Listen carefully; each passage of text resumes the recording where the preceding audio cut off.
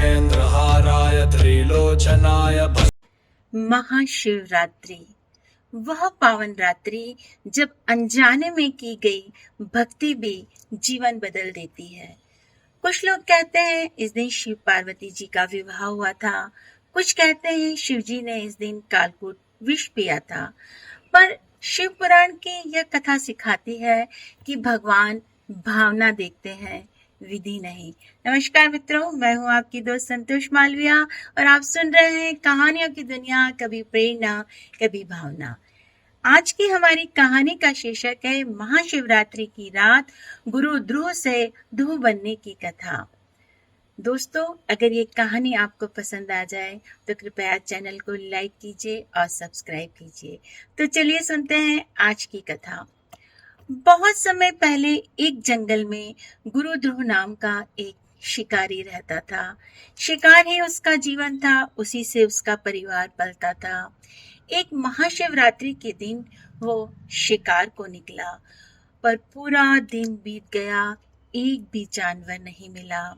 सूरज ढलने लगा, भूखे बच्चों का चेहरा उसकी आंखों के सामने घूमने लगा।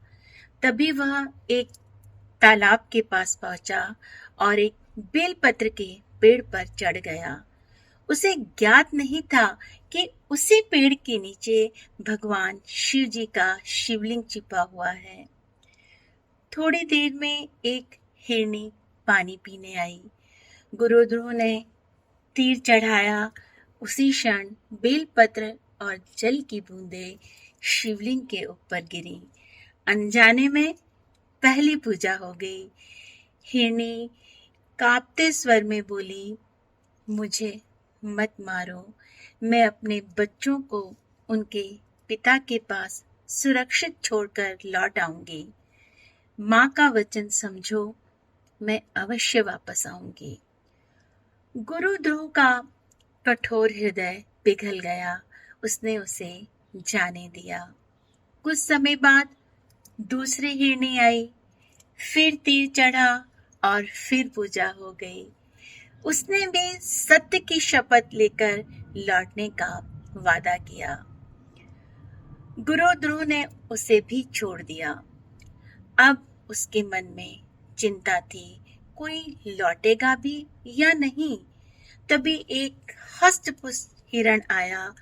गुरु ध्रुव ने बोला, मैं तुम्हें मारूंगा ताकि मेरे परिवार को भोजन मिले। हिरण ने शांत स्वर में बोला, मुझे दुख नहीं है।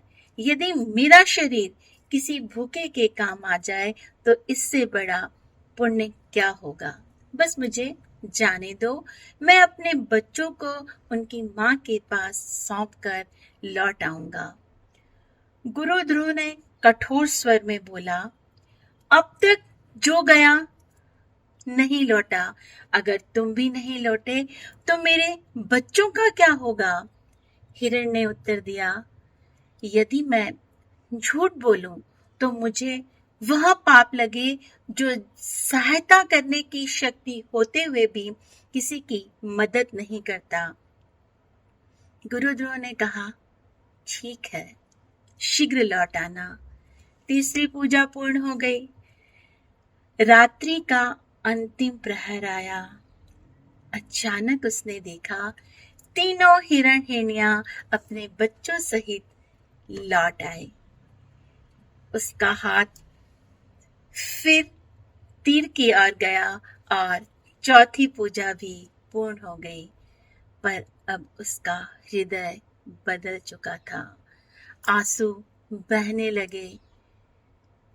उसने सोचा, ये पशु भी सत्य निभाने को जान देने को तैयार है और मैं पाप से जीवन जी रहा था।